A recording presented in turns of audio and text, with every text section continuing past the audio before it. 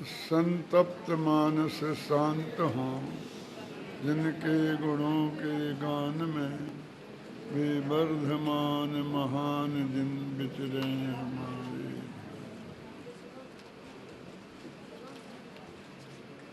दस लक्षण महापर्व है और उसका अंतिम दिन आज ब्रह्मचर्य की चर्चा करनी है।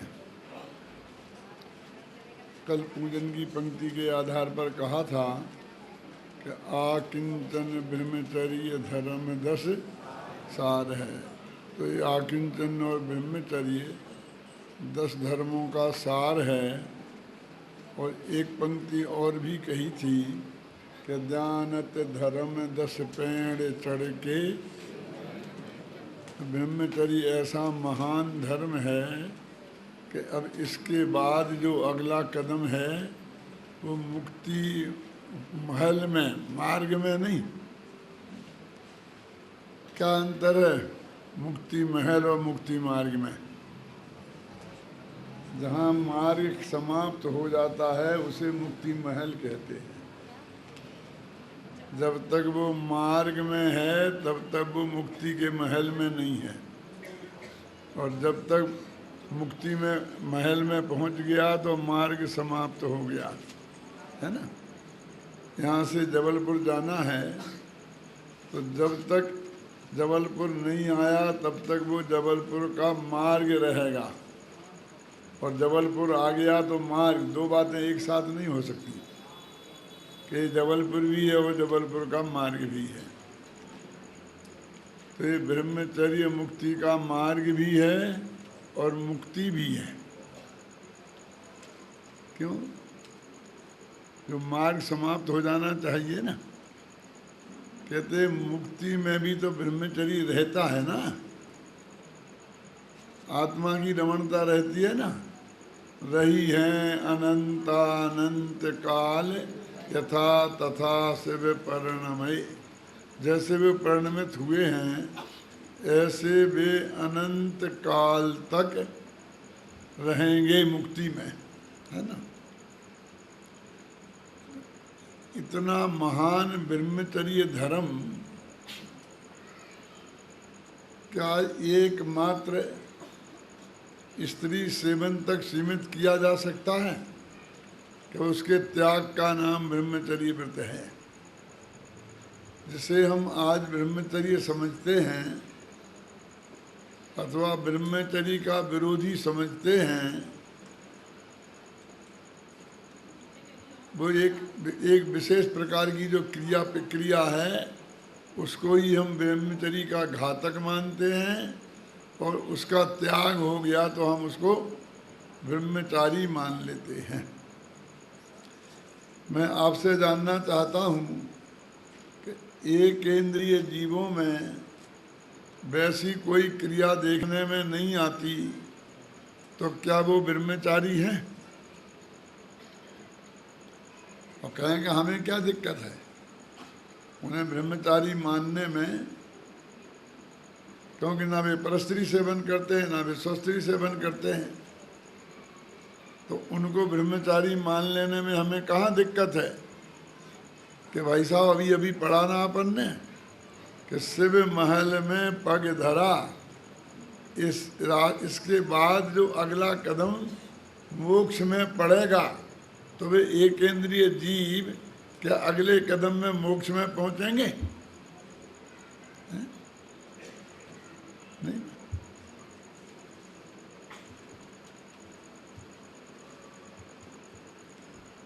इसलिए हमें गंभीरता से विचार करना चाहिए कि ब्रह्मचर्य का वास्तविक अर्थ क्या है। पूजन की पंक्ति में ही हम पढ़ते हैं, शील बाण नव राख ब्रह्म भाव अंतर लखो, कर दोनों अभिलाख करऊ सदा नर भव सफल। यदि मनुष्य भव को सफल करना हो तो अंदर में भगवान आत्मा के दर्शन करो। लिखा ना, ब्रह्म भाव अंतर लखो। ब्रह्म माने आत्मा,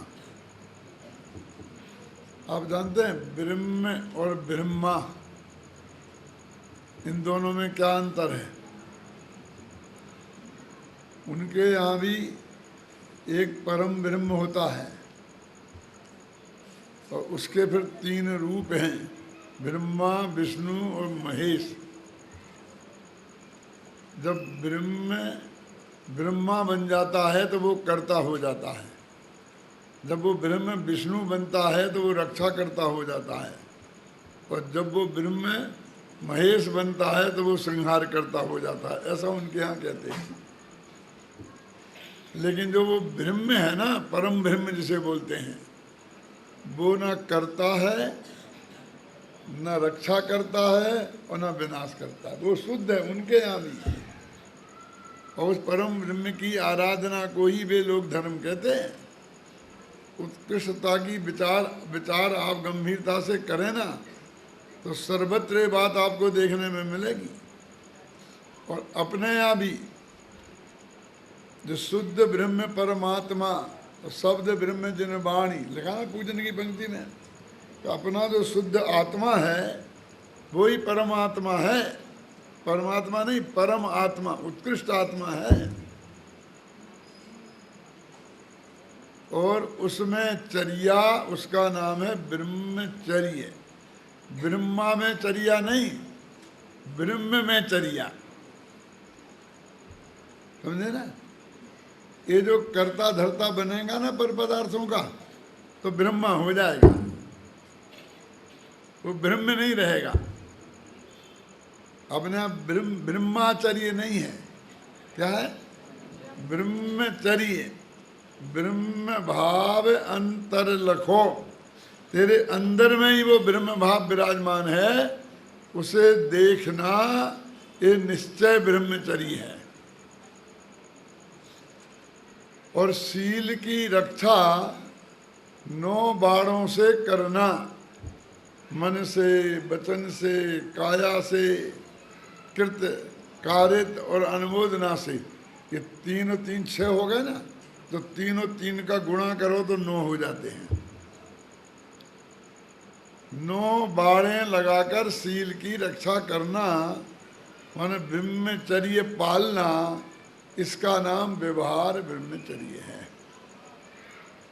ना हम निश्चय ब्रह्मचर्य का वास्तविक स्वरूप समझते हैं और ना हम व्यवहार ब्रह्मचर्य का वास्तविक स्वरूप समझते हैं। हम समझते हैं तो कहते भाई क्या है, तो कहते हैं कि स्पर्शन इंद्रिय के विषय के त्याग का नाम ब्रह्मचर्य है।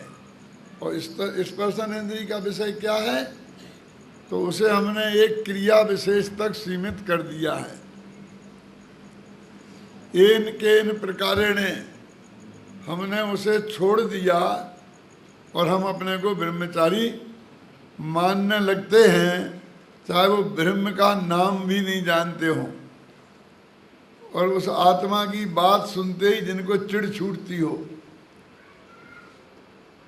क्या मैं आपसे जानना चाहता हूँ कि स्पर्शन इंद्रिय का विषय तो शास्त्रों में 8 बताए हैं, जानते हैं? कौन कौन से हैं? हल्का, भारी, रूखा, चिकना, ठंडा, ये 8 विषय है ना। तो 8 प्रकार के विषयों का सेवन ब्रह्मचर्य का घात है। इसलिए जब हमारे साधु संत मुनिराज आचार्य भगवंत किसी को ब्रह्मचर्य व्रत देते हैं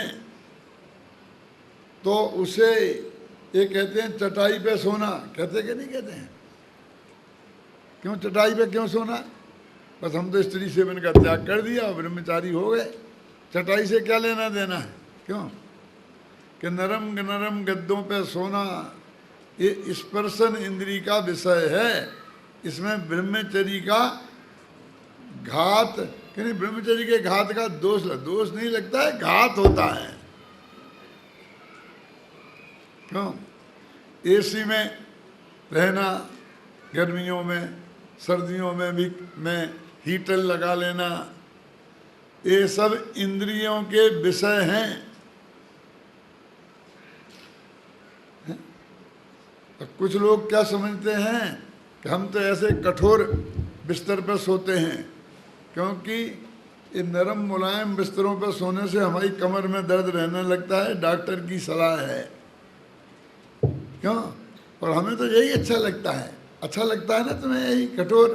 तो ये ब्रह्मचर्य का घात हो गया, क्योंकि स्पर्श में अच्छा लगा ना, चाहे वो कठोर में लगे, चाहे वो नरम में लगे, चाहे वो ठंडे में लगे, चाहे वो गर्म में लगे, चाहे वो हल्के में लगे, चाहे भारी में लगे।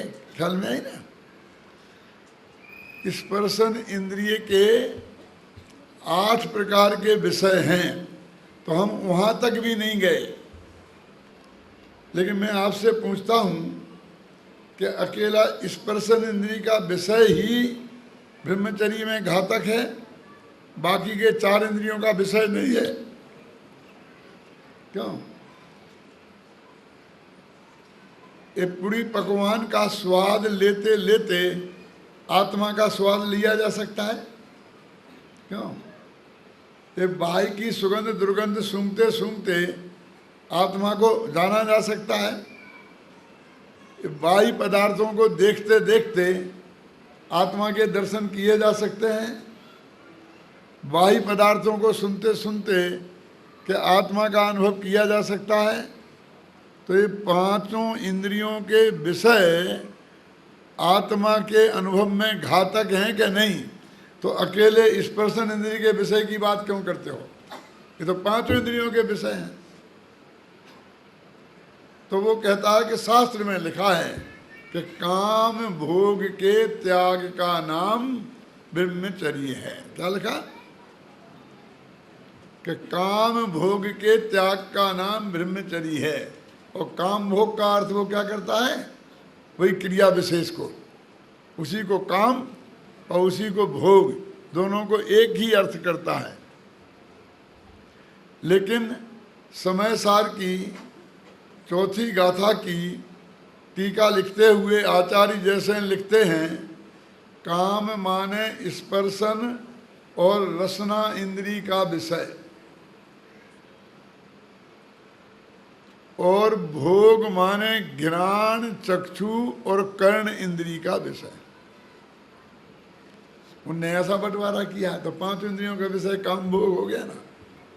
लिखा ना, काम भोग बंध कहा। अब तुमने काम भोग का अर्थ विषय सेवन लगा लिया है? इस हिसाब से अटल बिहारी वाजपेयी भी ब्रह्मचारी हैं। क्यों?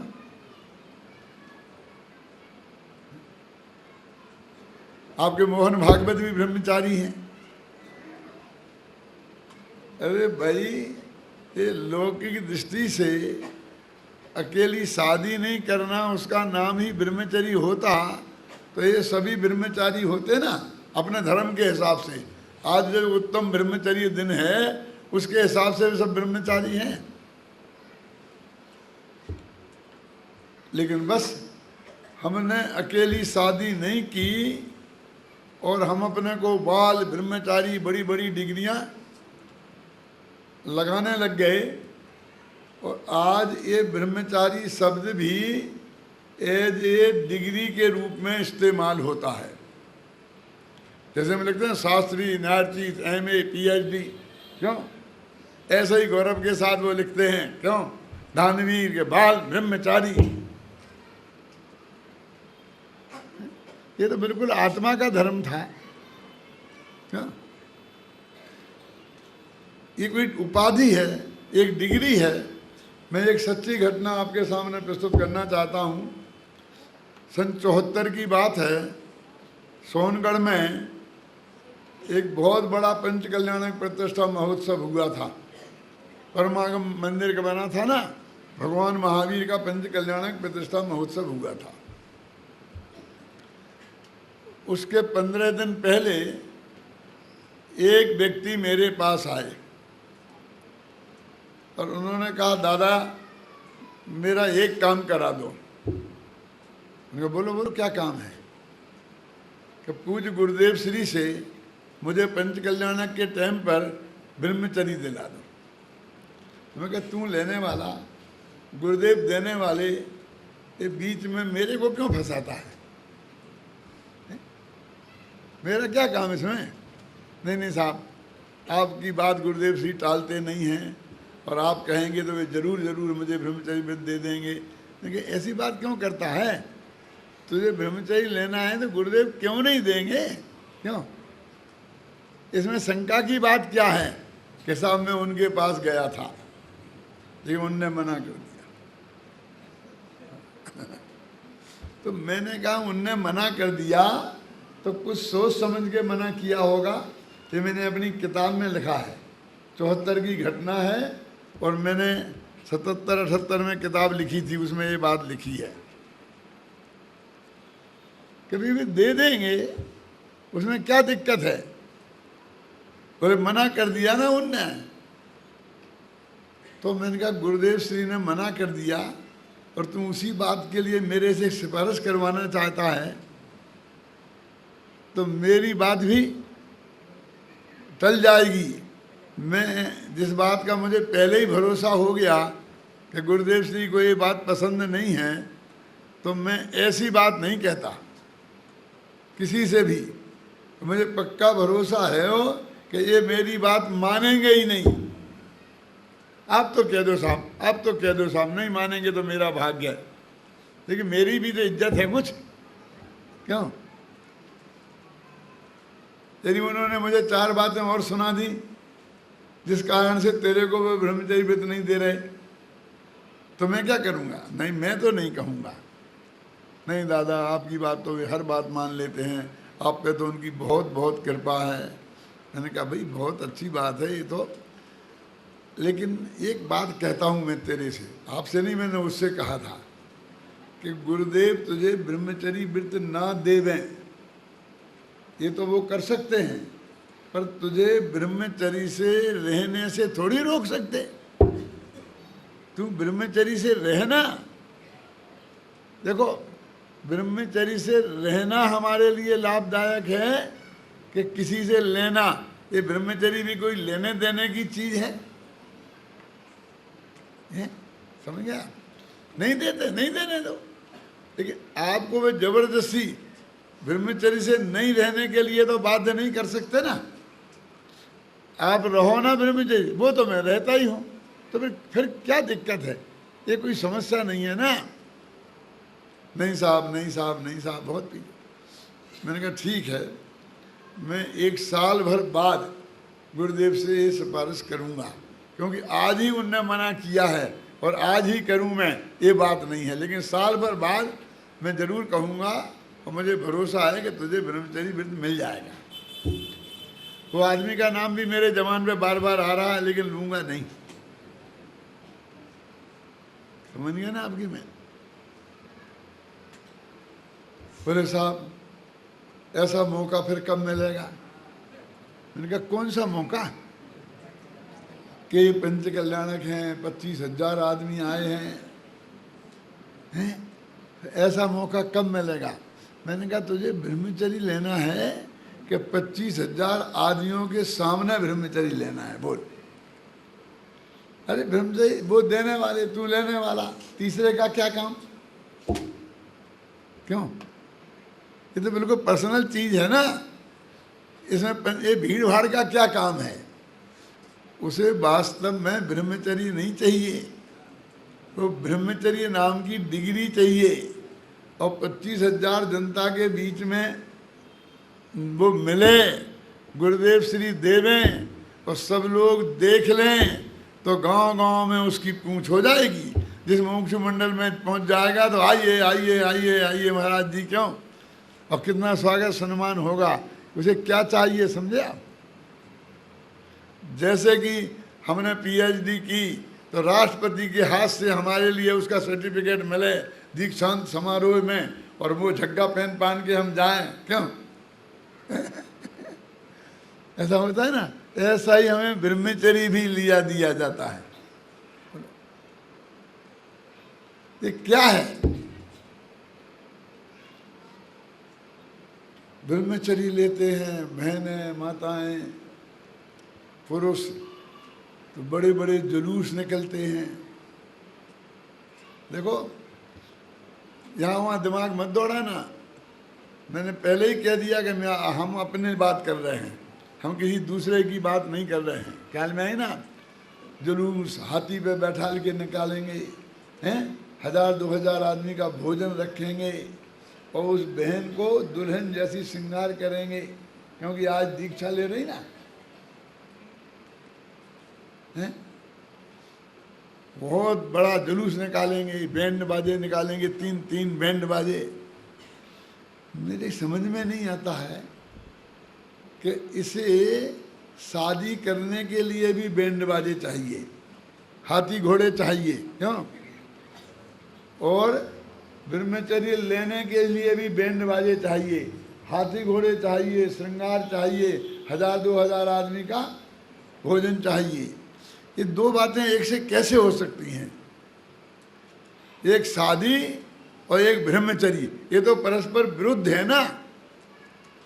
तो ये विरुद्ध क्रियाओं का एक साथ तामझाम कैसे हो सकता है? मेरी समझ में नहीं आता कि क्या हो गया।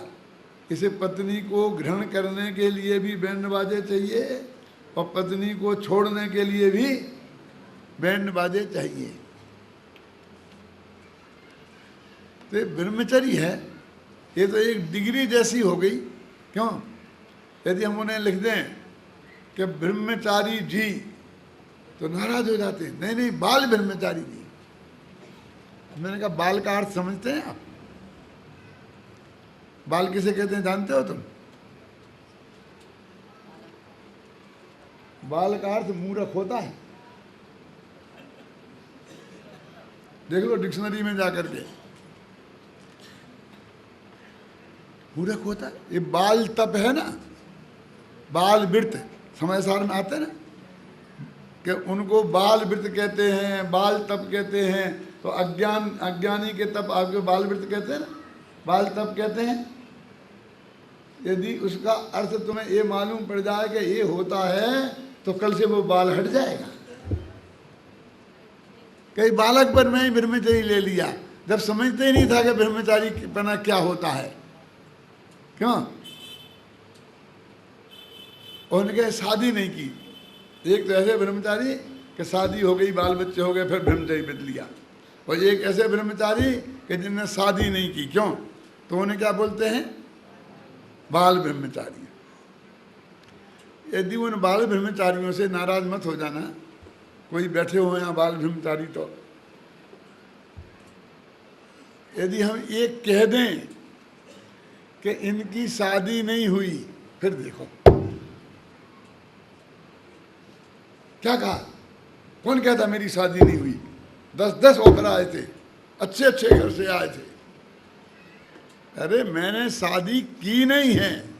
तो मैंने कहा भाई साहब, शादी नहीं हुई और शादी नहीं की, इसमें क्या फर्क है? बात तो एक ही है ना, क्यों? बोला एक ही है ना। कैसे एक है? शादी नहीं हुई कहने में उसे अपमान महसूस लगता है, और नहीं की कहने में उसको सम्मान लगता है। इसका मतलब उसे अभी औरत से ही महिमा है, क्यों? समझ गए ना आपकी? जिसको ब्रह्मचर्य व्रत से रहना है, उसे इसमें क्या फर्क पड़ता है कि उसकी शादी नहीं हुई कि नहीं की। मैं एक प्रश्न पूछूं आप सब लोगों से, भगवान महावीर की शादी हुई नहीं थी कि उनने की नहीं थी? मैं कहता हूं भगवान महावीर की शादी हुई नहीं थी। क्या बात करते हो? हमको ऐसा लगता है कि नहीं हुई थी, ऐसा कहेंगे तो भगवान महावीर का अपमान हो गया। तो इसलिए हम कहेंगे 10 राजकुमारी आई थी, फलाने देश की आई थी, फलाने देश की आई थी, माँ बाप ने बहुत समझाया, क्यों? लेकिन उन्होंने शादी से मना कर दिया। तो हमको लगता है बहुत महिमा आती है। और फैक्ट क्या है कि महावीर की शादी हुई नहीं थी। क्यों? क्योंकि सारे विश्व में ऐसी कोई लड़की आज तक पैदा ही नहीं हुई थी जिससे महावीर की शादी होती। क्यों? तो हुई नहीं थी कि नहीं थी? यही लड़की तो पैदा होना चाहिए ना। पूछो आदिनाथ भगवान से, क्यों कि महावीर की शादी किससे होगी, तो ये बताएंगे ना कि कोई लड़की ऐसी उस समय थी ही नहीं कि जिसके भाग्य में महावीर जी जैसा, भगवान जैसा पति लिखा हो। इतना भाग्यशाली कोई महिला चाहिए कि नहीं चाहिए? क्यों? मैं पूछता हूं आपसे, चाहे तुम क्रमबद्ध लगा लो, चाहे तुम कर्म के बंध लगा लो, कर्म का उदय लगा लो, हैं, चाहे तुम योग्यता लगा लो, ऐसी योग्यता वाली कोई लड़की थी? किसी लड़की के ऐसे कर्म का बंध हुआ था, उदय आया था जब महावीर जैसा पति मिले? नहीं था ना। पांचों ही संभाए नहीं थे ना। तो असली बात तो यही है कि शादी नहीं हुई थी। अब हमने जबरदस्ती उसको अपमान का सूचक मान लिया है। क्यों? अपमान का सूचक मान लिया है तो हम फैक्ट से ही हमने जबरदस्ती 10-5 राजकुमारियां खड़ी कर दी और कह दिया कि वो आई थी, वो आई थी, वो आई थी। वे तो चाहते तो 25 तैयार थी, लेकिन उन्होंने तो किए ही नहीं। क्यों? नहीं की में हमको बहुत बड़ी महिमा लगती है और नहीं हुई में हमें बहुत बड़ा अपमान लगता है। इसका मतलब ये है कि स्त्रियों के ऑफर नहीं आते लड़कियों के तो हम छोटे हो जाते, और ऑफर आते तो हम बड़े हो जाते। तो हमारा बड़कपन लड़कियों के ऑफर के आधार पर है। ये कैसे ब्रह्मचारी हैं बोलो? क्यों? हम ब्रह्मचारी इसलिए है ना कि हम अपने आत्मा में रमण करते हैं। ब्रह्मचारी, ब्रह्म माने आत्मा में रमण करने के कारण ब्रह्मचारी हैं कि किन्हीं लड़कियों को हमने ठुकरा दिया, इसलिए ब्रह्मचारी हैं। बोलो, कोई ऐसा आदमी हो कि भाग्य से उसके लिए कोई ऑफर ही नहीं आए और सचमुच वो आत्मा का अनुभव करे? क्यों? वो 3 कसार का अभाव करके 6वें 7वें गुणस्थान में झूलने लगे। क्यों? तो मैं आपसे पूछता हूं कि वो सच्चा ब्रह्मचारी नहीं होगा? बताओ मुझे, होगा कि नहीं होगा? कि क्या करें, कोई ऑफर ही नहीं आया। तो ऑफर नहीं आया, चाहे आया हो, उससे उसके ब्रह्मचारी होने का क्या लेना देना है? ये तो बिल्कुल बाहर की बात है। ये तो पुण्य पाप का खेल है। क्यों? यदि उसके ऐसे पाप का उदय नहीं था तो इसमें उसकी क्या गलती है? क्या कह रहे हो? पाप का उदय तो शादी पुण्य के उदय से होती है कि पाप के उदय से? बोलो, पुण्य के भाव से होती है कि पाप भाव से होती है? शादी का भाव पुण्य भाव है कि पाप भाव है? क्यों?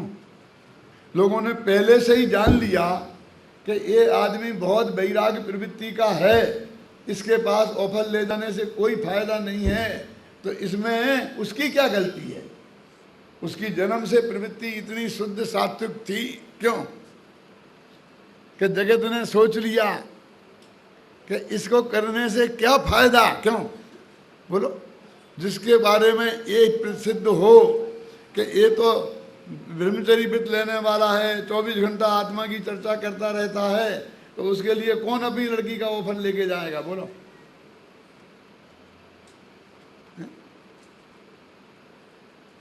अरे आजकल के लोग तो इतने होशियार हो गए हैं कि हमारी लड़की की शादी का ऑफर ले जाने के लिए ये पूछते हैं कि उसके घर में टीवी है कि नहीं रंगीन। कि टीवी नहीं है तो मैं अपनी लड़की नहीं दूंगा। आप सोच सकते हैं? मेरे पास दिमाग में ऐसे ऐसे नाम ख्याल आ रहे हैं। इतना बड़ा बढ़िया घर, सात्विक घर, सिर्फ इसलिए रिजेक्ट किया क्योंकि उनके घर में टीवी नहीं था। इसलिए नहीं कि उनके घर में टीवी खरीद नहीं सकते थे। आप सब लोग जानते हैं, जानने वाले, और नहीं जानने वालों को वो घर मुझे बताने की ज़रूरत नहीं है। लड़के की शादी मुश्किल हो गई, पीबी के बिना बीबी नहीं मिलती।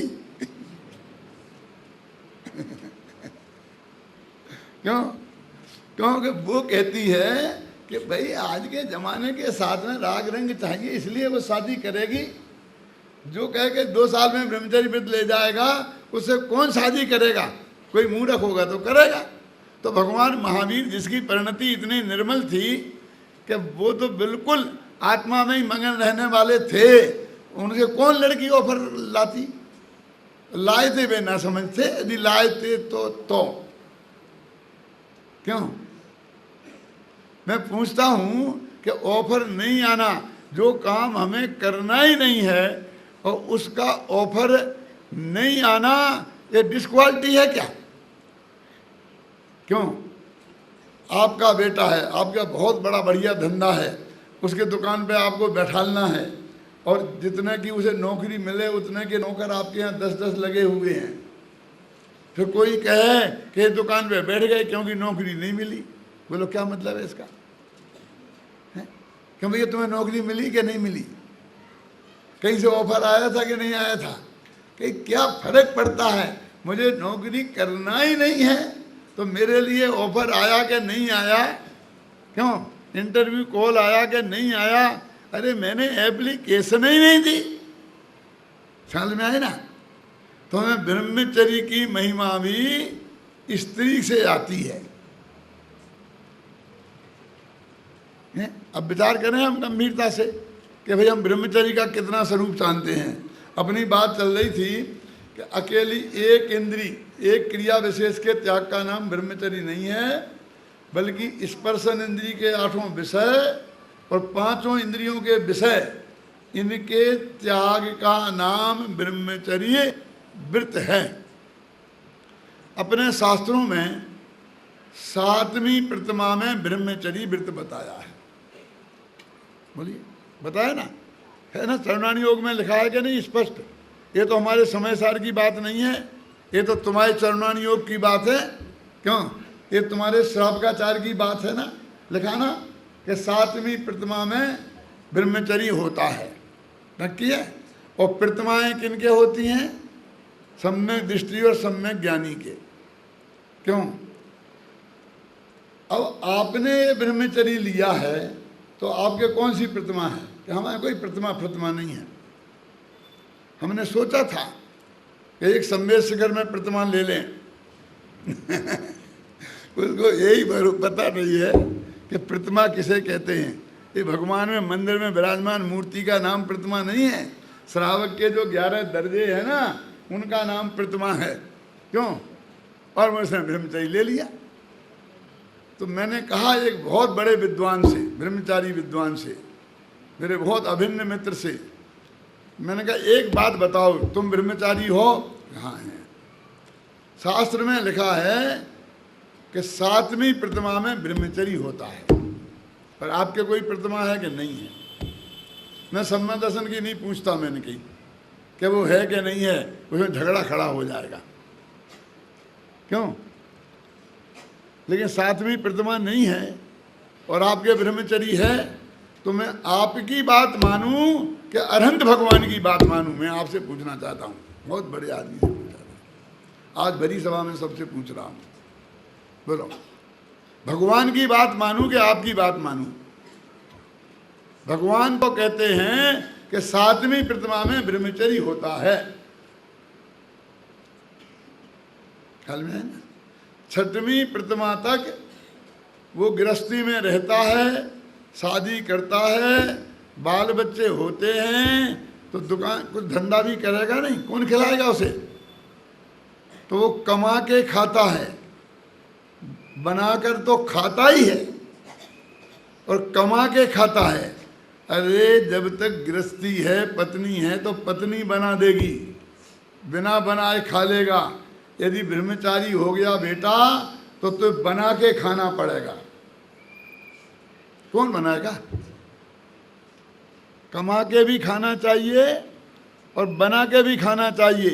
जब तक 7-8वीं प्रतिमा नहीं होती आरंभ त्याग, तब तक बनाकर खाने का त्याग नहीं होता। जब तक 9वीं प्रतिमा नहीं होती है, तब तक परिग्रह का त्याग नहीं होता। जब तक 10वीं प्रतिमा नहीं होती है तब तक अनुमति का त्याग नहीं होता। और कोई ड्रेस नक्की नहीं है। अपने यहाँ लिखा 3 ड्रेस हैं बस। कौन सी हैं 3? एक नग्न दिगंबर मुनिराज की 3 बेस हैं, दूसरा आरिकाओं का, और तीसरा क्षुल्लक और ऐलक का। ये 3 भेष अपने यहाँ नक्की हैं। उसके पहले कोई भेष नहीं है। आप धोती कुर्ता पहनो, टोपी लगाओ, चाहे तो सूट पैंट पहनो। कौन सी प्रतिमा तक?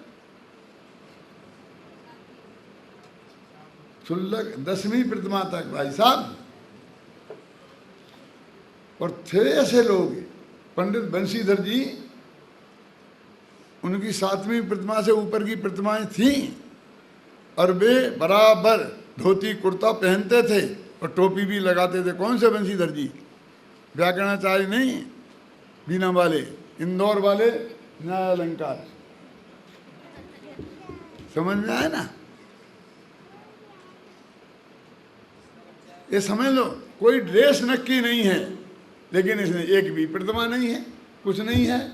कोरा ब्रह्मचर्य लिया है, ना किसी बात का ठिकाना नहीं है, बस एक चदरा ओढ़ा है और अपने को ब्रह्मचारी घोषित कर दिया।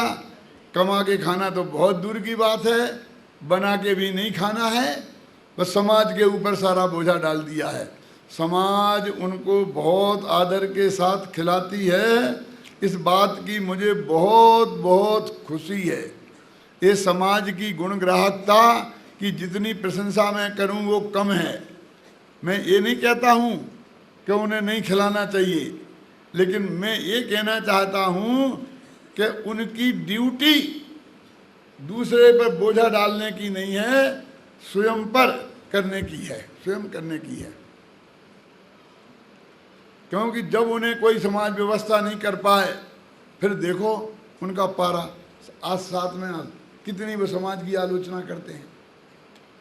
सच बोलता हूँ, मेरे पास एक ब्रह्मचारी जी आए, बस कुछ नहीं करते थे, बस आए, बोले पंडित जी आपको मेरी ये व्यवस्था करनी है, ये व्यवस्था करनी है, ये व्यवस्था करनी है, ये करना है, ये करना है, सब बताए। मैंने कहा अभी कौन सी प्रतिमा है? कि कोई प्रतिमा नहीं है। प्रतिमा मैंने कहा प्रतिमा क्या होती है? क्यों? मैं ब्रह्मचारी हूँ, चदरा उड़े थे। नाम भी बता सकता हूँ, लेकिन ये समझ लो कि अपने मुमुक्षुओं में ही थे। मैं एक इसलिए स्पष्ट करना चाहता हूँ कि कोई जो आए, बाहर वाले आए हो ना, वे ये ना समझें कि मैं किसी की आलोचना कर रहा हूँ। मैं तो अपने लोगों की ही आलोचना कर रहा हूँ। क्या मैंने कहा ब्रह्मचारी जी, मेरे 4 बच्चे हैं और मुझे दिन रात में शास्त्रों को लिखता हूँ, पढ़ता हूँ, विद्यार्थियों को पढ़ाता हूँ, बहुत काम है। ऐसा करो ना, 2 बच्चे तुम पालो और 2 मैं पालूंगा। क्यों? वो बच्चे भी मैं पालूं, उनको पढ़ाऊँ लिखाऊँ भी मैं, समाज के बच्चों को भी पढ़ाऊँ, शास्त्र भी मैं लिखूँ, प्रवचन भी मैं करूं। तुम्हें कुछ नहीं करना। क्या फर्क है मुझ में और तुम में? बताओ तो। एक शास्त्र का अध्ययन नहीं है गहरा, 5 मिनट बोल करके प्रवचन नहीं कर सकते, 2 लाइनें शुद्ध लिख नहीं सकते। समझ में आई ना आपकी में ना? दिन भर कुछ नहीं करते और हम पर बोझा डालना चाहते हो। अरे हम दिन रात जनवाणी की सेवा कर रहे हैं, तो हमारा बोझा थोड़ा हल्का करो ना। तो ऊपर से नीचे तक मेरे को देखें। बगल में गोदगा जी बैठे थे, समझे ना? ये मुंबई में पंच कल्याणक हुआ था ना, दादर के मंदिर का, वो धोबी तालाब में पंडाल बना था। बगल में गोदगा जी से बोले कि मैं आऊँगा, मेरी ये व्यवस्था करना, ये व्यवस्था करना, ये व्यवस्था करना। मैंने पंडित जी से कहा है, ऐसा बोले उससे, उनसे। जब मैंने मना कर दिया तो उनसे बोले जाके। अब उन्होंने देखा कि ये भाई एक ब्रह्मचारी जी हैं यहाँ, ये हैं, ये कर रहे हैं उन्होंने कहा हाँ हाँ हाँ हाँ करने लगे। मैंने कहा ब्रह्मचारी जी, मैंने आपसे कहा है ना कि हमारे यहाँ आप जैसे लोगों के लिए कोई व्यवस्था नहीं है। तो गोदका जी ने सुना तो बोले हाँ पंडित जी कह रहे वो ठीक है। अरे मैंने कहा भाई व्यवस्था हो जाएगी, अब आपने मेरे से कह दिया तो चिंता क्यों करते हैं, सब हो जाएगी। लेकिन मैं तो थोड़ा आपको कहता हूँ कि थोड़ा स्वाध्याय करो, पाठशाला लिया करे, बच्चों को पढ़ाओ, हैं, थोड़ा गहरा अध्ययन करो, और समाज में जैसा काम बरनी जी ने किया कि इतना प्रचार किया धर्म का, ऐसा कुछ काम करो। ये कहना चाहता हूँ मैं आपसे। व्यवस्था तो करेगी समाज, संस्था भी करेगी, आप आओ, चिंता मत करो। तो मैं ये कहना चाहता हूँ कि वो लिया क्या उनने पता नहीं, और वो ऐसा समझने लगते हैं कि हम बड़े हो गए और ये सब छोटे हो गए। अभी 10 साल वो हमारे पास पढ़े और हम उन्हें पढ़ाएं, ऐसी पोजीशन में हैं, और अपने को बस ऊपर हमको कहते हैं अब हम उनके चरण पूजें और उनकी सब व्यवस्था करें। अरे क्या है, शास्त्र में जो मर्यादा लिखी है उस तरह से तुम्हारा होवे तो।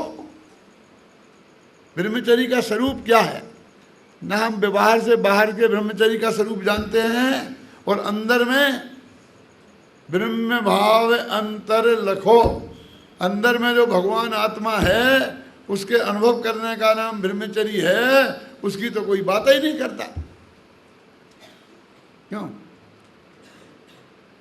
जरा हम और गंभीरता से विचार करें। पूजन में एक पंक्ति आती है ना क्या,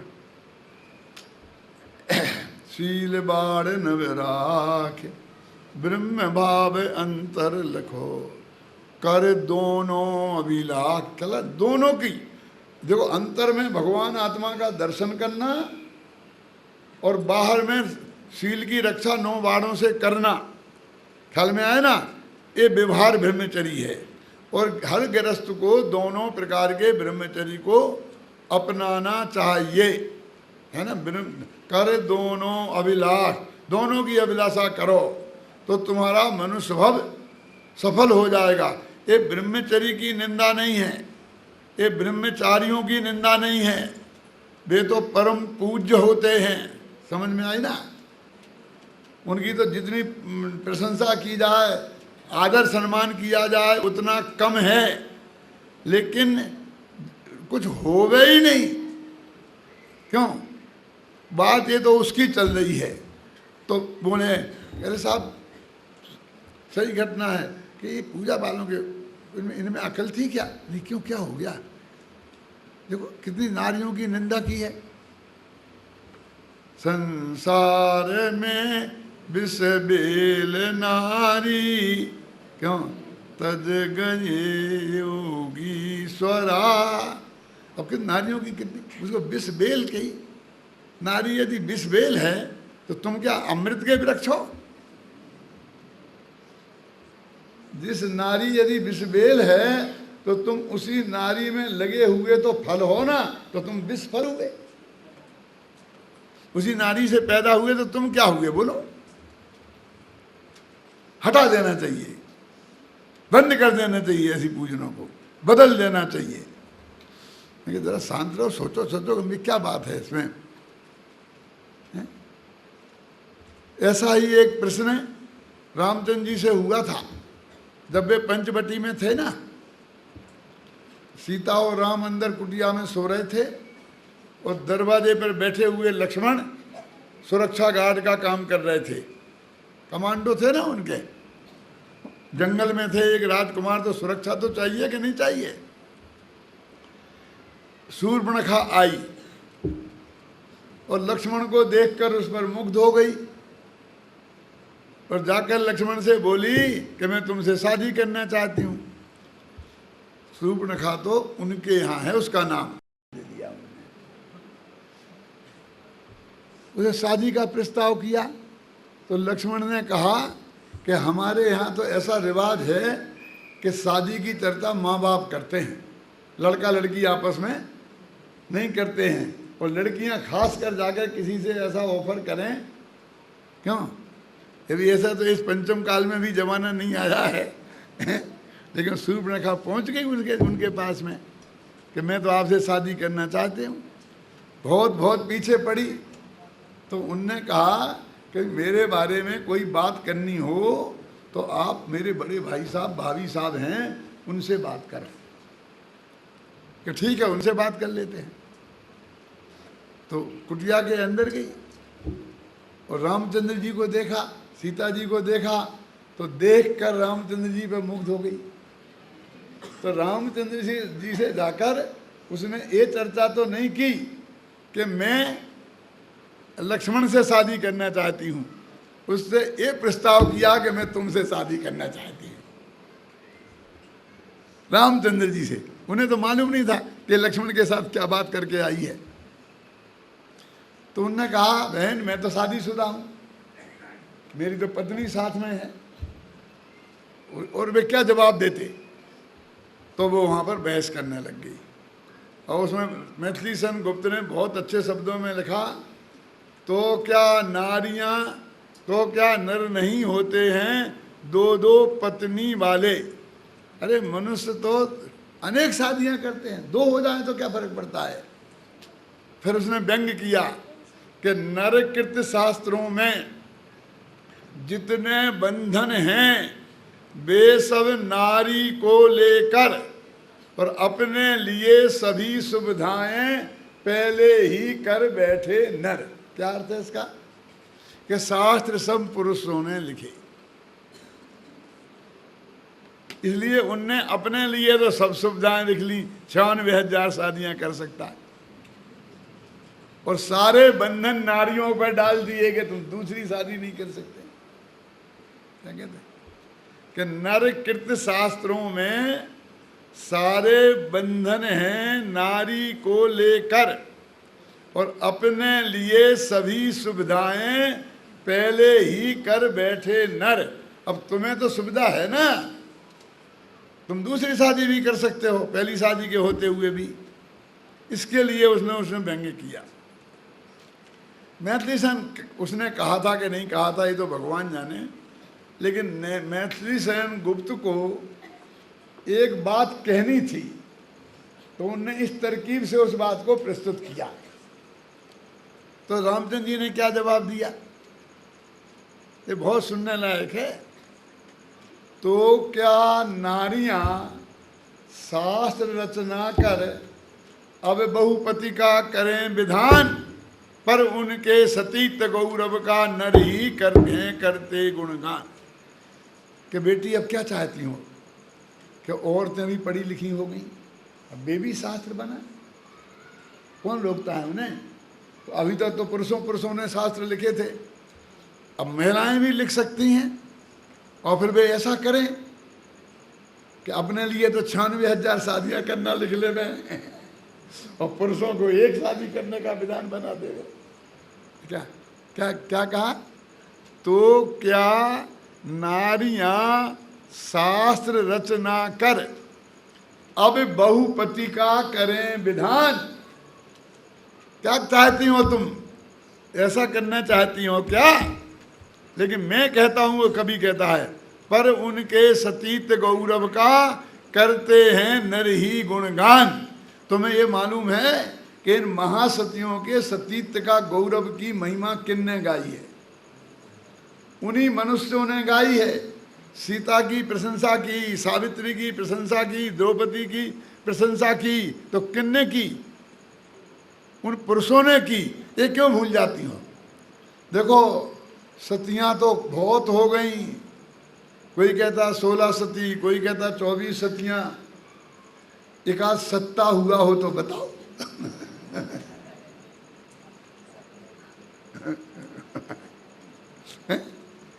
नहीं हुआ ना? तो ऐसी ही बात है ना कि वो कवि ने ये गलती की कि लिख दिया कि संसार में विष बेल नारी और तज गए जोगीश्वरा।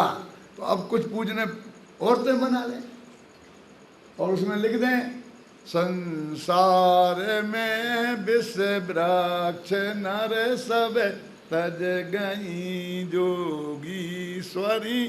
अच्छा रहेगा ना? क्यों? क्या ये रास्ता है? क्या करना चाहते हो तुम? अरे भाई, वहां पर नारी माने नारी नहीं है, घबराना नहीं। नारी माने औरत नहीं है, क्योंकि नारी तो हमारी माँ भी है, अकेली पत्नी थोड़ी नारी है। नारी तो हमारी बहन भी है, नारी तो हमारी बेटी भी है। तो क्या वो ये कहना चाहते हैं कि हमारी बेटी बिस्बेल है, हमारी माँ बिस्बेल है, हमारी बहन बिस्बेल है? क्या कहना चाहते हैं? यदि तुम नारी का अर्थ महिला करो तो जरा बदल के देखो। संसार में बिस्बेल जजनी जननी, ठीक है? संसार में बिस्बेल भगनी, संसार में बिस्बेल पुत्री। ये है। नारियां तो सब नारियां ही है ना। तो क्या कभी अपनी माँ को, अपनी बहन को, अपनी बेटी को, और मैं कहता हूं अपनी पत्नी को विष की बेल कहना चाहता है? अरे भाई, वो भी पुरुष है, चारों तरफ से नारियों से घिरा है, गिरस्त है। क्यों? हम सब घिरे ना। हमारे घर में हमारी माँ है, बहन है, पत्नी है, भाभी है, बेटियां हैं, है ना? बेटियां पुरुषों से घिरी हैं, उनका पति है, पिता है, क्यों, भाई है, देवर है, बेटा है, पुरुषों से घिरी हैं। और पुरुष नारियों से घिरे हुए हैं। आज तक तो कोई झगड़ा हुआ नहीं, है ना? महिलाओं की एक सभा थी जिसमें ये विचार करना था कि ये पुरुष बहुत अन्याय करते हैं हमारे साथ, इसलिए अपन इनके विरुद्ध एक प्रस्ताव पास करें। मीटिंग थी। अब महिलाओं के साथ उन्हें बोलना था, सबको दिया, तुम्हें बोलना है, तुम्हें बोलना है, तुम्हें बोलना है। तो वे अपने पति से बोलेंगे कि हमें बोलना है कि क्या विषय है, कि पुरुषों के विरुद्ध हम क्या कर सकते हैं। तो बढ़िया लेख पुरुष पति से लिखवाया।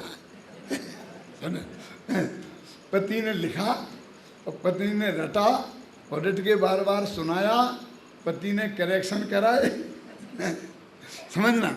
और पति की स्कूटर के पीछे की सीट पे बैठ के गई और उसने दरवाजे तक छोड़ा, क्योंकि अंदर पुरुषों को प्रवेश नहीं था।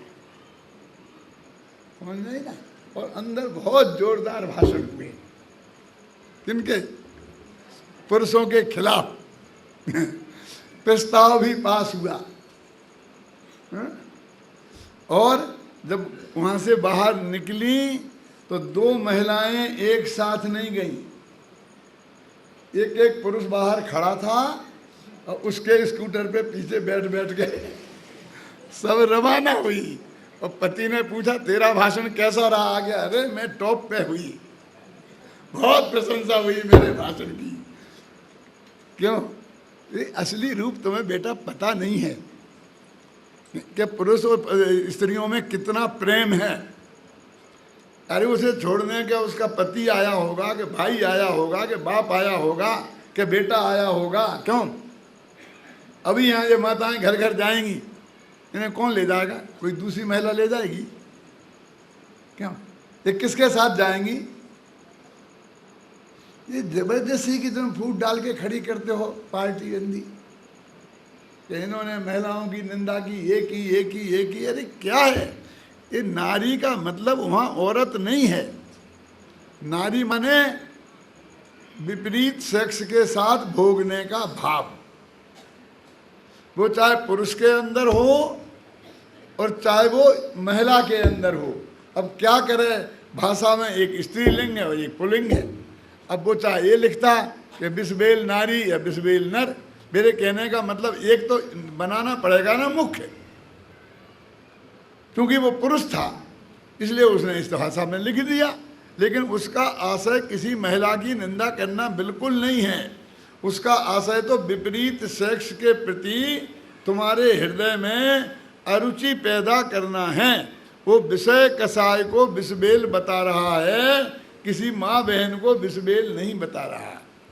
तो उसे बदल दो। क्यों बदल दो? दूसरे की कृति में बदलने को तुम्हारा क्या अधिकार है? तुम बना दो ना एक पूजन, नहीं कौन रोकता है? और इतनी बढ़िया बनाओ कि लोग उसकी छोड़ के तुम्हारी करने लग जाएं। हुआ है ना ऐसा? क्यों ऐसा हुआ है ना? तुम दूसरे में सुधारा सुधरी के चक्कर में क्यों पड़ते हो? तुम्हारे इस अधिकार को किसने छीना है कि तुम कोई कविता नहीं लिख सकते हो, तुम कोई पूजन नहीं लिख सकते हो, कि तुम कोई किताब नहीं लिख सकते हो? क्यों? जब मेरे से किसी ने कहा कि आप ये समय सार अनुशीलन मत लिखो, क्यों? बहुत हैं, पहले से बढ़िया है, वो बढ़िया है। अरे सब बढ़िया हैं, लेकिन मेरे को जो प्रकृति ने लिखने का अधिकार दिया है उसे भारत का राष्ट्रपति के प्रधानमंत्री भी छीन सकता है क्या? ये जगत की आवश्यकता से कोई लिखता है क्या? क्या आवश्यकता है कि नहीं? और है कि निर्णय तुम करोगे कि मैं करूंगा, कि मेरे पाठक निर्णय करेंगे कि उसकी आवश्यकता है कि नहीं है? बोलो, तुम कौन होते हो निर्णय करने वाले कि मैं लिखूं कि नहीं लिखूं? कि 12 भावना, इतनी 12 भावनाएं हैं, तुमने क्यों लिखी? इतनी पूजने हैं, तुमने पूजन क्यों लिखी? मैं कहता हूं उसके पहले संस्कृति पूजन थी, उनने हिंदी में क्यों लिखी? उनसे पूछो ना पहले। क्यों? समझ में आती मेरी बात? तो तुम लिखो ना अपनी, क्यों सुधार की बात करते हो? अरे उसमें कोई महिलाओं की निंदा है ही नहीं। अपने हृदय में जो ब्रह्म के घात का भाव है, उस भाव को विषबेल बताया जा रहा है और उसके त्याग की बात है, ऐसा ग्रहण करो। और हमारे अध्यात्म में तो कहते हैं ना कोई पुरुष है ना कोई स्त्री है, सब भगवान आत्मा है ना। और ये परमानेंट स्त्री थोड़ी है। क्यों? ये बदल के पुरुष नहीं हो सकती क्या? ये पुरुष महिला नहीं हो सकते हैं क्या? अपने हाथ प्रयास है तो कोई परमानेंट है ही नहीं। स्वभाव से सब भगवान आत्मा है, तो उनमें कोई अंतर है ही नहीं। और पर्याय तो पलटने वाली चीज है ना? वो श्रीमती थी ना ऋषभदेव को, कि पूरा भव्य जिनने आहार दिया था, राजा बद्रजंग की पत्नी, वही तो राजा श्रेयांश हो गई ना। क्यों? स्त्री पुरुष हो गई। यदि नहीं हो सकती होती, जब परमानेंट कोई महिला होता, कि परमानेंट तुम पुरुष होते तो बात करते। इसलिए इनमें बदला बदली की बात नहीं है। वो कवि का जो पवित्र भाव है, क्या उसको तुम ग्रहण करो। तो यहाँ ये कह रहे हैं कि बाहर से शील की भी महिमा है और अंदर में आत्मा के अनुभव की महिमा है। अब जरा हम दोनों पर गंभीरता से विचार करते हैं। देखो, किसी को ब्रह्मचारी नाम निश्चय ब्रह्मचरी से नहीं पड़ता, घबराना नहीं, बाह्य व्यवहार ब्रह्मचरी से पड़ता है। यदि निश्चय ब्रह्मचरी से हम किसी को ब्रह्मचारी कहेंगे, मेरी सुनना बात, तो फिर आत्मा का अनुभव तो भरत चक्रवर्ती को था कि नहीं? तो निश्चय ब्रह्मचरी उनके था। फिर 96,000 पत्नियों के पति को ब्रह्मचारी कहना पड़ेगा, तुम्हें स्वीकार है? जनमानी को भी स्वीकार नहीं है, उन्हें कोई ब्रह्मचारी नहीं कहता। क्यों? जब बाहर से ब्रह्मचरी लेगा तब उसे हम ब्रह्मचारी नाम देंगे ना। लेकिन नाम तो मिल जाएगा भाई साहब, लेकिन अंदर में आत्मा को नहीं देखोगे तो निश्चय ब्रह्मचरी तुम्हारे प्रकट नहीं हुआ। आप जानते हैं 7वें गुणस्थान से ऊपर वो आत्मा अपने में बिल्कुल लीन रहता है, वो असली निश्चय ब्रह्मचरी में है ना। अब उससे बाहर आते ही 6वें गुणस्थान में आया, शास्त्र लिख रहा है, प्रवचन कर रहा है, आहार को गए हैं मुनिराज। वे परम मुनिराज की बात करता हूँ, कुंद कुंद जैसे मुनिराजों की बात करता हूँ मैं। अब वे मुनिराज उस समय ब्रह्मचारी हैं कि नहीं है? क्योंकि आत्मा का अनुभव तो नहीं कर रहे। और आप जानते हैं, ये खतरनाक बात कहता हूँ, जय कुमार जी कह दूँ, ये जो शास्त्र लिखा है कुंद कुंद ने, वो कौन सी कसाय में लिखा है, मंद कसाय में कि तीव्र कसाय में? जो उपदेश दे रहे हैं वो मंद कसाय का काम है कि तीव्र कसाय का काम है? क्या बात करते हो? अत्यंत मंद कसाय का। अरे ये लिखा है गोमट सार में कि संजुलन नो कसाय, 3 कसाय तो उनके हैं ही नहीं। कौन कौन सी? अनंतान बंदी और प्रत्याख्याना वर्ण और प्रत्याख्याना वर्ण, 3 कसाय तो हैं ही नहीं। अब अकेली एक संजुलन है। तो ये लिखा है कि जब एक संजुलन कसाय में और नो कसाय, कौन? हास्य आदि, इनका जब तीव्र उदय होता है तब 6वां गुणस्थान होता है, और जब मंद उदय होता है तब 7वां गुणस्थान होता है। गाथा है, संजुलन नो कसायो उदयो मंदो जदा तदा होदी अपमत्त गुणो। अपमत्त गुणस्थान तब होता है जब इनका मंद उदय होता है। तो ये तीव्र कसाय का उदय हुआ ना संजुलन का, तब वो 6वें में आया, और ये सारे कार्य 6वें में हुए, तो ये तीव्र कसाय में हुए हैं, समझ लेना। क्यों? आप समझते हैं तीव्र कसाय में हुए क्यों? बिल्ली में और हिरण का अंतर समझते हैं? बिल्ली और हिरण में क्या फर्क है? बिल्ली दूध पी रही हो, तुम 3 डंडे मारो तो वो पीना छोड़ेगी नहीं। उस बर्तन को लेके चूहे को खा रही हो बिल्ली, तुम डंडे मारो, जान आफत में आ जाए तो भी वो एक तो भगेगी नहीं छोड़ के, वो भगेगी तो लेके भगेगी उस चूहे को, समझे ना? और हिरण जंगल में घास चल रहा है और तुम ऐसी ताली पीटो तो छोड़ के भाग जाएगा। समझ में आया क्या फर्क है? उसे इतनी मंद कसाय है उस भोजन करने में कि जरा सा विघ्न आवे तो उसे मुनिराजों जैसा अंतराय हो जाता है, भाग जाता है। और डंडे पड़े तो भी इसे नहीं होता है। समझ में आया ना मेरा अंतर में? ये काय का काम है। तो आप क्या समझते हैं? जो 7वें गुणस्थान में आत्मा के अनुभव में से बाहर आया है, वो बिल्कुल एयर कंडीशन में था, वो अंदर बैठा बहुत आनंद में मग्न। क्यों? और बाहर आया है तो ये भट्टी में, ये शुभ भाव की भट्टी में जल रहा है।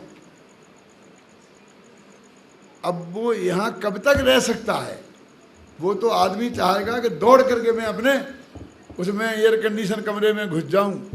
बाहर भयंकर लू चल रही हो तो वो निकलता है क्या? और निकले बाहर तो वो साधारण बात नहीं है। क्यों? एयर कंडीशन में रह रहे हैं और फिर जाकर के ऐसे गांव में गर्मियों के कौन से जुलाई में, जून के महीना में, मई के महीना में शिविर कर रहे हैं, पसीना से तरबतर हो रहा है और कोई सुविधा नहीं है, और वहाँ जंगल में पड़े हैं। क्यों? तो मंद कसाय में पड़ा रह सकता है कोई आदमी? कि साहब शिविर है, प्रवचन करना है, लोग धक्का मार रहे हैं, विरोध कर रहे हैं, फिर भी मैं तो करूँगा प्रवचन, तो ये मंद कसाय में हो सकता है क्या?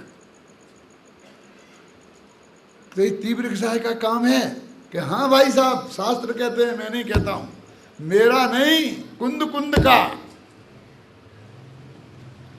क्यों? हर अंतर्मुहूर्त में उन्हें अंदर जाना है एयर कंडीशन में, और बाहर निकल आओ तो भट्टी जल रही है शुभ राग की, यह राग आग दहे सदा।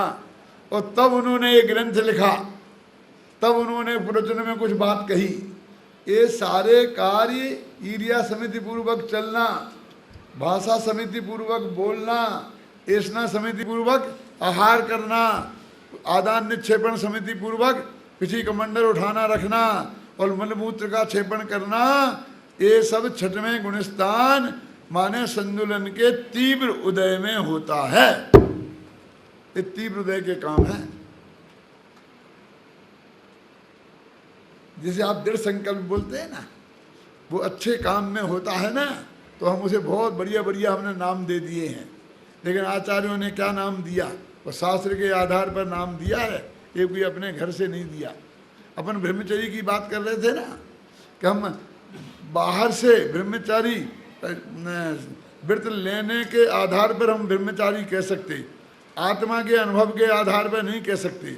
यदि कहेंगे तो समय सार लिखते वक्त कुंद कुंद को ब्रह्मचारी नहीं मानना पड़ेगा, क्योंकि उस वक्त वे स्वा में नहीं रम रहे, पर में रम रहे।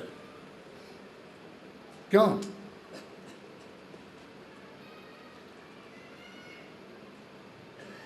इसलिए वो मुनिराज छठवें गुणस्थान में भी ब्रह्मचारी हैं और सातवें में भी ब्रह्मचारी हैं। और भरत चक्रवर्ती भले ही सामायिक करता था तो अंगूठियां सब नीचे गिर जाती थी, क्यों? ऐसा आत्मा में लीन हो जाता था, तो भी उसे ब्रह्मचारी नहीं कहा जा सकता।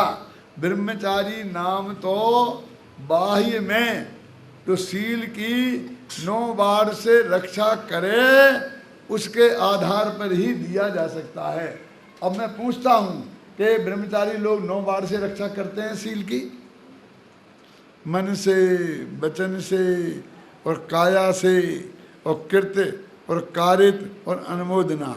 अब मन की तो बेजाने, लेकिन वाणी, काया, कृत, कारित, अनुमोदना, इनसे तो हमें दिखाई देता है ना, उन्हें भी दिखाई देता है कि नहीं देखा है? तो ये सब चीजें क्या हैं? निश्चय ब्रह्मचर्य और व्यवहार ब्रह्मचर्य का सुमेल है भाई साहब। अंदर में आत्मा का अनुभव और बाहर से शील की रक्षा, इसका नाम वास्तव में ब्रह्मचर्य व्रत है। यदि ऐसी बात है तो उन्होंने अकेली एक क्रिया के त्याग को, स्पर्श इंद्रिय के विषय के त्याग को ब्रह्मचर्य क्यों कहा? कि भाई हमने बताया ना, उनने तो 5 इंद्रियों के विषय के त्याग को कहा।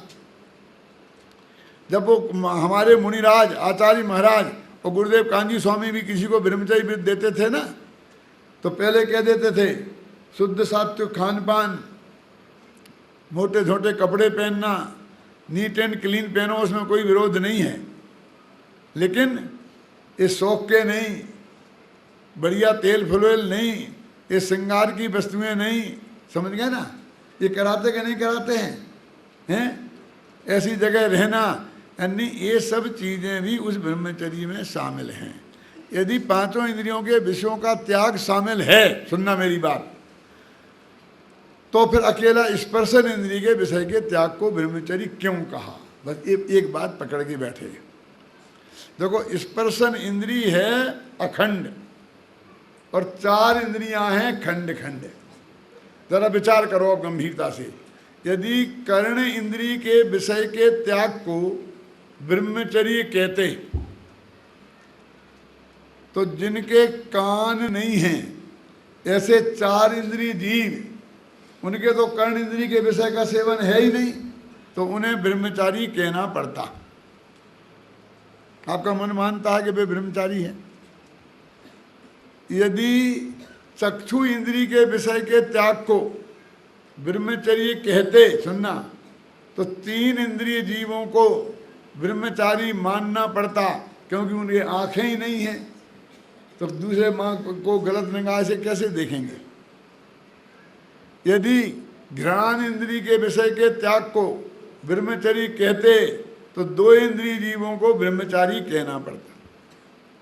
यदि रसना इंद्रिय के विषय के त्याग को ब्रह्मचर्य कहते तो 1 इंद्रिय जीवों को ब्रह्मचारी मानना पड़ता। कि मान लेते, हमें क्या दिक्कत है? कैसे मान लेते? धवल में लिखा है 1 इंद्रिय के 23 कसाएं होती हैं, उनमें वो भी शामिल हैं सब, समझे ना? नपुंसक वेद। अच्छा, अब वो कहता है स्पर्शन इंद्रिय के विषय के त्याग को तुमने ब्रह्मचर्य किया, तो जो जीव स्पर्शन इंद्रिय से रहे थे उन्हें ब्रह्मचारी मानना पड़ेगा। तो मान लेंगे, क्या दिक्कत है? कौन है स्पर्शन इंद्रिय से रहे? कौन है बोलो? सिद्ध भगवान। तो वे तो ब्रह्मचारी हैं ही, समझ गए ना? इसलिए स्पर्शन इंद्रिय के विषय के त्याग को ब्रह्मचर्य आचार्यों ने कहा। देखो, स्पर्शन इंद्रिय कहने में 5 इंद्रियां आ जाती हैं। क्यों? ये सारा शरीर क्या है? स्पर्शन इंद्री। और आँख कान नाक कहाँ है? ये शरीर में ही तो है।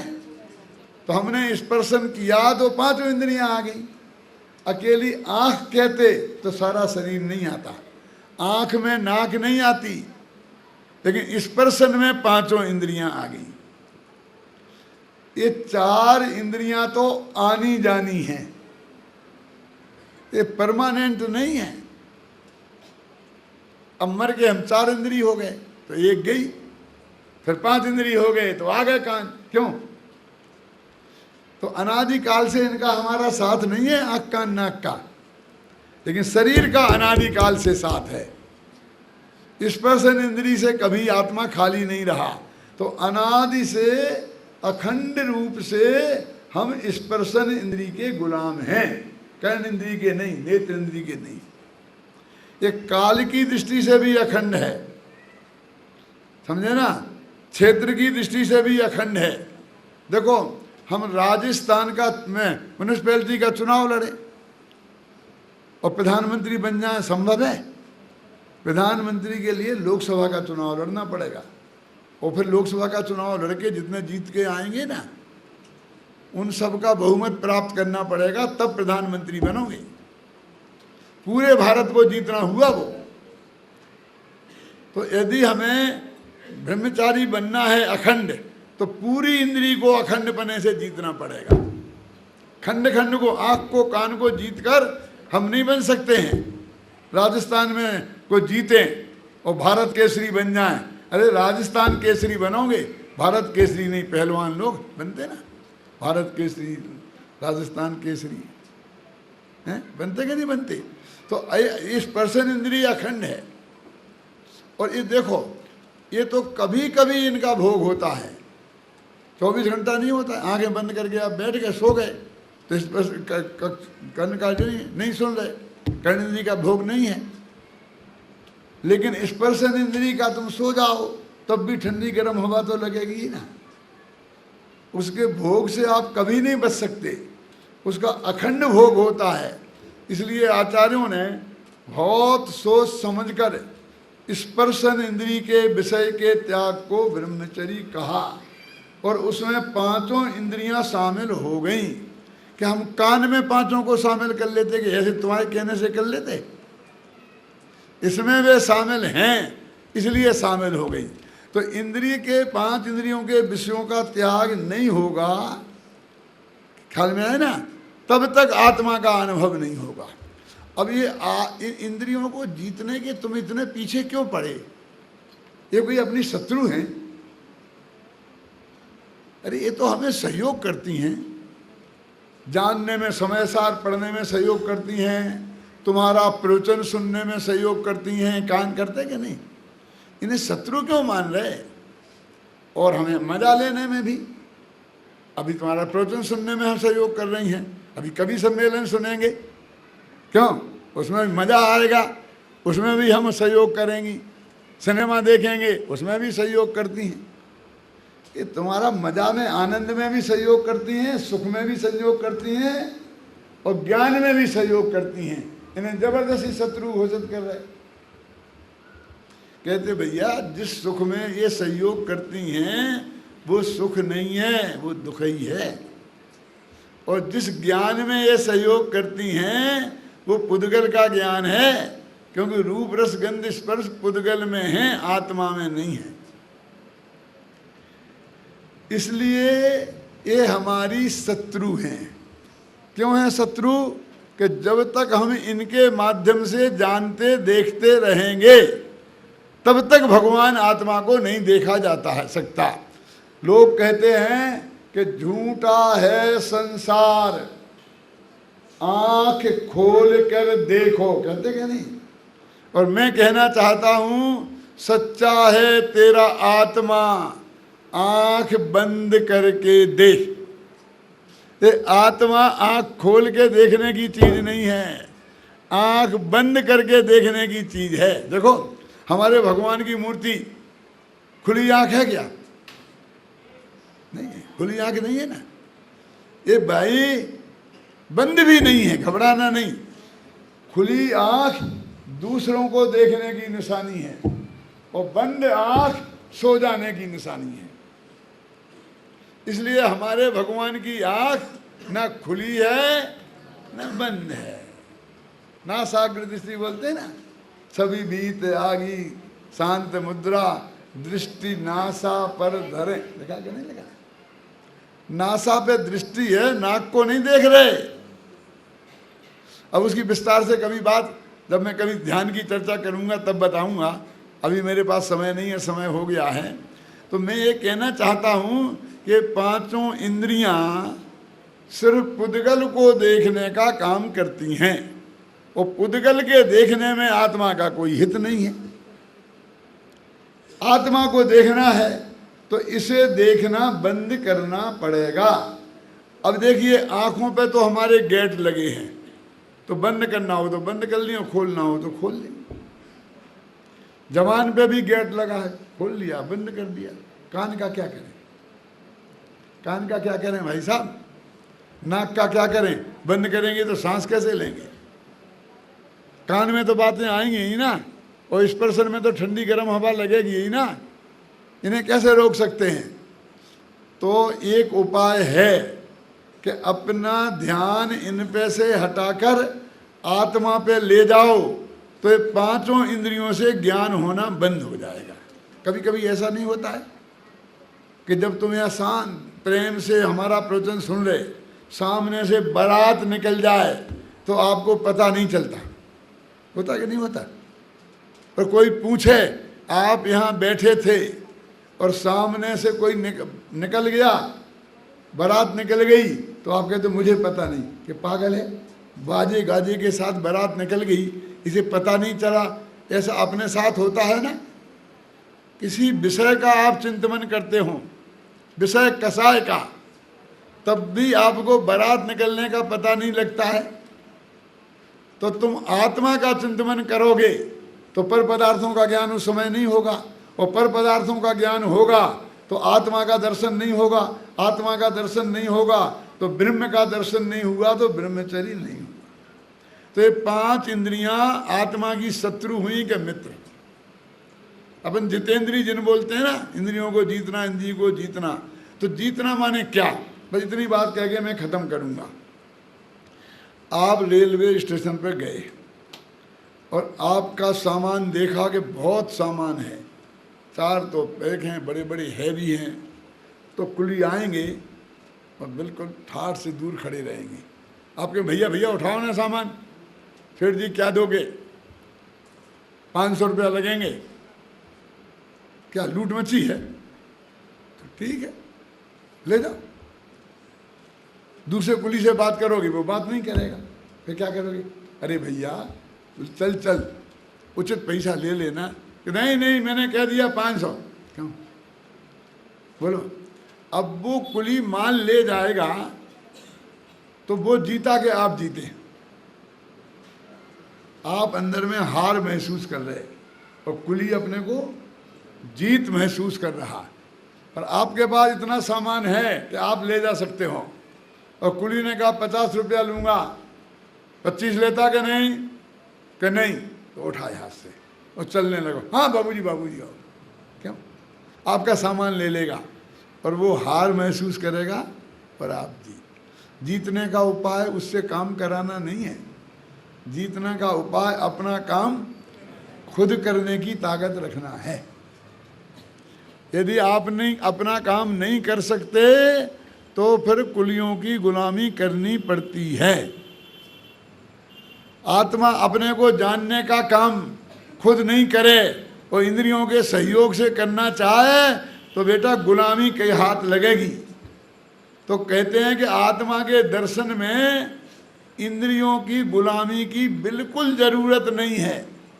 ये कहें कि हम तुम्हें आत्मा बताते हैं कि हमें नहीं देखना, हम तो सीधे आत्मा का दर्शन करेंगे। इसलिए 5 इंद्रियों के विषयों के त्याग का नाम ब्रह्मचर्य कहा। तो अंतरंग ब्रह्मचर्य के बिना बाह्य ब्रह्मचर्य की कोई कीमत नहीं है। अंतरंग ब्रह्मचर्य के साथ बाह्य ब्रह्मचर्य हो तो उसकी बहुत बड़ी कीमत है। ये बादाम है ना, उसके अंदर मिगी हो बहुत बढ़िया, तो छिलके की बहुत कीमत है। और मिगी सड़ गई हो तो छिलके की कोई कीमत नहीं है। और मिगी के बिना अकेला छिलका क्या मिलेगा, उसका कुछ नहीं मिलेगा, समझे ना। ऐसे ही अंतरंग ब्रह्मचर्य के बिना बहिरंग ब्रह्मचर्य की कोई कीमत नहीं है। अपने भगवान आत्मा का दर्शन करके सब निश्चय ब्रह्मचर्य को धारण करें और शील की रक्षा 9 बार से करके व्यवहार ब्रह्मचर्य को पालें। ऐसा कर दोनों अभिलाख, और उससे हमारा मनुष्य सफल होगा। सभी अपना मनुष्य सफल करें इस मंगल भावना के साथ में अभी